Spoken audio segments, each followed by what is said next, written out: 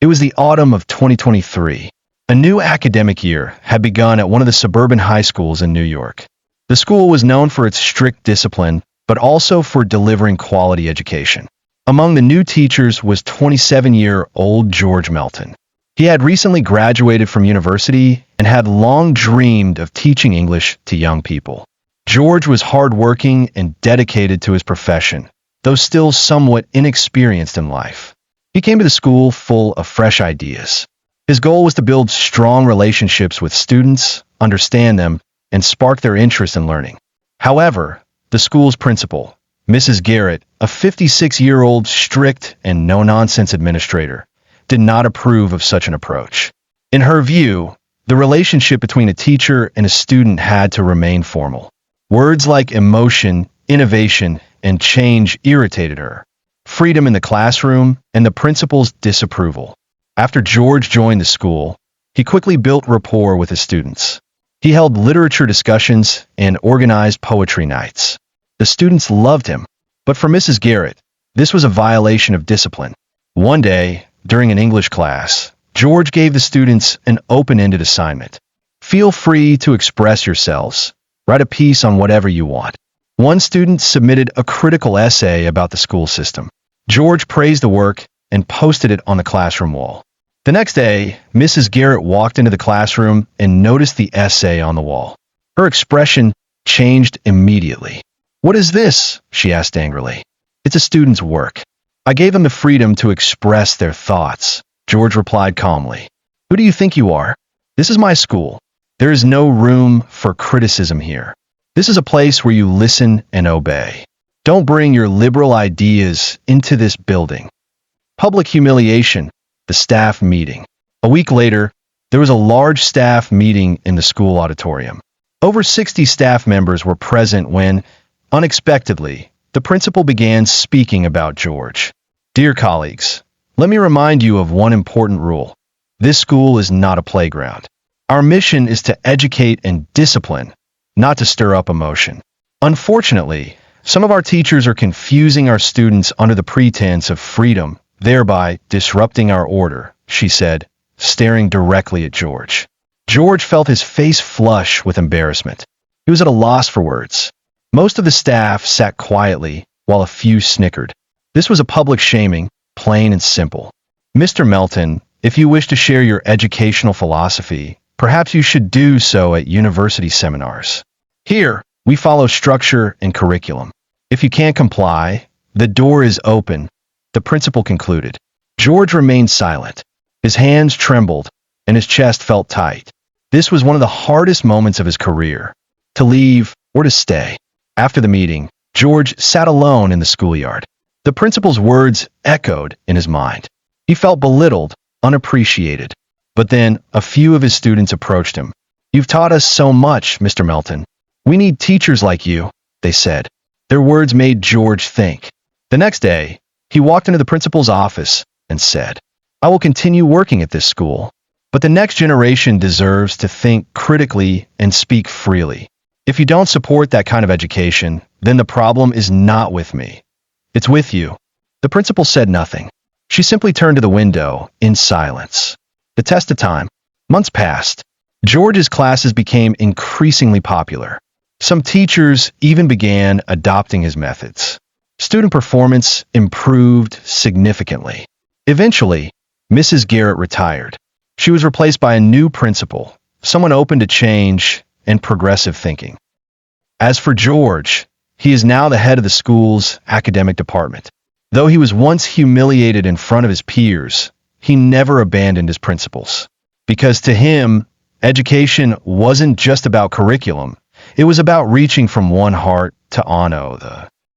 A new era, facing resistance. After the arrival of the new principal, Mrs. Ellis, the atmosphere at the school began to shift. She listened to her teachers and valued their ideas. For George, this was a long-awaited opportunity. His extracurricular club, Free Thinking, was officially included in the school's enrichment program. Every week, students wrote essays and openly discussed social issues. But not everything was smooth. Some veteran teachers, loyal to the previous principal's philosophy, resisted George's changes. They saw him as an overly emotional idealist who encouraged too much freedom in the classroom. For them, George was a reckless romantic. During one faculty meeting, a senior geography teacher stood up and shouted, "This place is no longer a school. It's turning into a daycare. Students don't respect authority. They just do whatever they want. When are we going to stop this madness?" George stood slowly, looking around at each of his colleagues before speaking. "We're not turning the school into a daycare. We're finally treating students like thinking individuals. They deserve to be heard. We are not raising followers, we're shaping citizens. If the next generation cannot think freely, then what have we really accomplished?" The room went quiet. Principal Ellis nodded in agreement and said firmly, "We're not turning back. Our mission is to make education relevant to life." And George is one of the pioneers in that mission. Since that day, George faced more resistance, but he never stepped backward. He wasn't just a teacher anymore. He had become a mentor, a guide, and a symbol of integrity. As head of academics, he began mentoring new teachers, encouraging them to innovate and lead with compassion. And the students, they would never forget the teacher who didn't just teach lessons, but truly saw them as human beings. The turning point. Winter had arrived in New York, casting a gray chill over the city.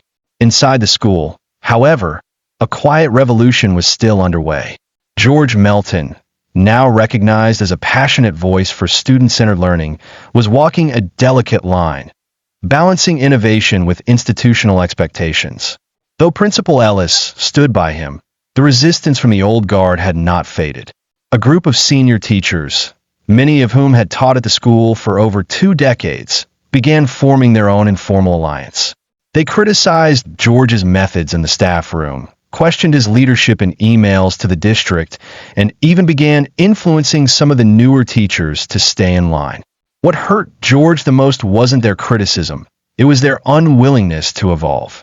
He often sat late in his office, the yellow glow of his desk lamp illuminating half-finished lesson plans, wondering if he was doing the right thing.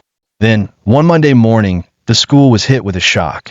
A senior student named Daniel, who had always struggled with his studies, stood before the entire school assembly and read a poem during Open Mic Monday, a new initiative George had introduced.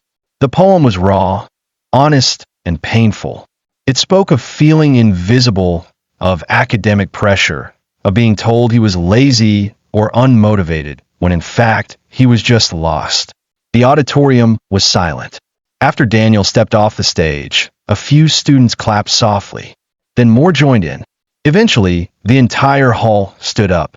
That moment changed everything. George, standing at the back, felt tears welling in his eyes. For the first time, the school had heard the real voice of its students, not filtered through textbooks, not polished by standardized formats, but unfiltered, personal truth. The backlash. But the poem and its popularity ignited a firestorm. A group of parents complained to the school board, accusing George of promoting negativity and encouraging rebellion. One email read, "Our children come to school to succeed, not to be told the system is flawed." This George Melton is planting seeds of doubt in their minds. The school board called an emergency meeting. George was summoned. As he walked into the district office building, wearing a simple navy suit and carrying a folder filled with testimonials from students, he felt the same tightness in his chest he had felt months ago when he had been humiliated at the faculty meeting. But this time he was not alone. Principal Ellis came with him. So did 2 students, Daniel among them, and several parents who supported his teaching methods. They all took seats in the small boardroom with fluorescent lights buzzing above. When it was his turn to speak, George stood up, looked each board member in the eye, and said, "We are not teaching rebellion. We are teaching reflection. These students are not broken. They're just finally being heard. And if that's uncomfortable, it's not because it's wrong. It's because it's long overdue." There was a silence. One board member, a younger woman, formerly a teacher herself, leaned forward and asked, "And what results have you seen from this approach?" George opened his folder and began to show data. Test scores had improved, attendance was up, disciplinary incidents were down. He then read a short excerpt from another student's reflection letter. Before Mr. Melton, I never felt like my voice mattered. Now I believe I can write my own story. Recognition and renewal. The board voted 5-2 in favor of continuing George's programs. The news spread quickly throughout the school. The same teachers who once doubted him now began to reassess their positions. Some remained firm in their opposition, but others softened. One day, the geography teacher who once shouted at the meeting approached George in the hallway. "I still don't agree with everything you do," he said gruffly. "That's okay," George replied with a slight smile. "But I can't deny the students are more engaged. Keep doing what you're doing." It wasn't praise, but it was enough. George no longer sat late at night, wondering if he was doing the right thing. He knew he was. Not because everything was perfect, but because real change always comes with resistance. Legacy in progress. By spring, George's influence had expanded beyond the walls of his classroom. Other schools in the district began reaching out to learn from his approach. He was invited to speak at teacher development conferences, not as an expert, but as a practitioner who had lived the pushback and seen the power of student voice. He always reminded others, education isn't about filling vessels. It's about lighting fires. And if we're not willing to get a little warm, we shouldn't be in a room. His students, past and present, often returned to visit. Some brought their college acceptance letters. Others just came to say thank you. And as the final bell rang each day, George Melton, once humiliated, once doubted, walked the quiet hallways with calm resolve. Not as a hero, not as a rebel, but as a teacher who chose to believe in something bigger than fair. Ripples beyond the classroom. George's story began to ripple beyond his school. A local education podcast invited him for an interview titled "The Teacher Who Listens." During the episode, George spoke calmly but firmly. When we stop treating students like problems to fix and start treating them like people to understand, something shifts. They stop fearing the classroom and start owning it. The interview struck a chord with educators nationwide. His inbox flooded with messages from teachers who had felt silence for years. Some called him brave, others called him reckless. But no one could deny one truth: George was making a difference. Meanwhile, back at school, George continued his daily routines, meeting struggling students during lunch, helping colleagues design student-led projects, and attending meetings where he was no longer a target, but a voice of experience. The parent who disagreed. Not everyone was on board. One afternoon, George received an email from a parent, Mr. Caldwell, requesting a meeting. Mr. Caldwell arrived in a stiff suit with a stack of his son's assignments. He sat across from George, his tone cold but controlled. "My son used to get straight A's. Now he questions everything, including me. You call that progress?" George didn't flinch. "I understand your concern, but your son is thinking for himself. Isn't that part of growing up? Not when it comes at the cost of discipline." The meeting ended in tension. But a week later, George received a letter from the same student. "My dad doesn't understand yet, but I do. Thank you for showing me I'm more than a grade." George pinned it quietly to the corkboard behind his desk, beside dozens of others like it. Part 10, A Quiet Crisis. Despite the outward progress, George was exhausted. The constant emotional labor, scrutiny, and balancing act took a toll. He began waking up with headaches. Sometimes he stood in front of the classroom, hiding his fatigue behind smiles. One evening, after a long parent-teacher night, George sat alone in his car for over an hour. No music, no motion, just silence. He didn't want to quit, but he knew something had to change. He took a weekend off, his first real break in months, and drove north to a quiet cabin near the Catskills.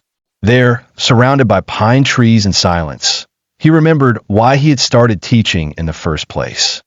Not to fix the world overnight, but to be a steady voice in the lives of those who needed one. He returned to the city on Monday, not recharged but realigned. The young teacher. In the spring, a new English teacher named Ava Chun joined the staff. Fresh out of grad school, nervous but full of passion, Ava reminded George of himself. She came to him after her first difficult week. "They don't respect me.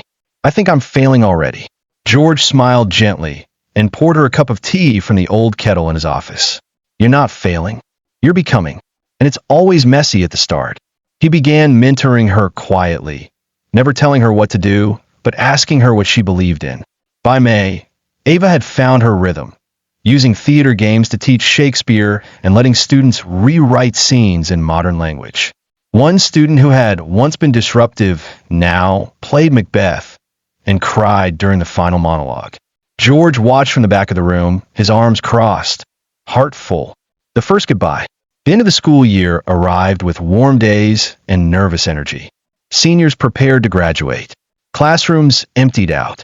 And on the final day, George sat on the auditorium stage during the ceremony, dressed in the usual black robe. When Daniel, the student whose poem had once changed everything, crossed the stage, he stopped, turned to the crowd, and said, "To Mr. Melton, thank you for not giving up on me when I had already given up on myself." The audience clapped. Some even stood.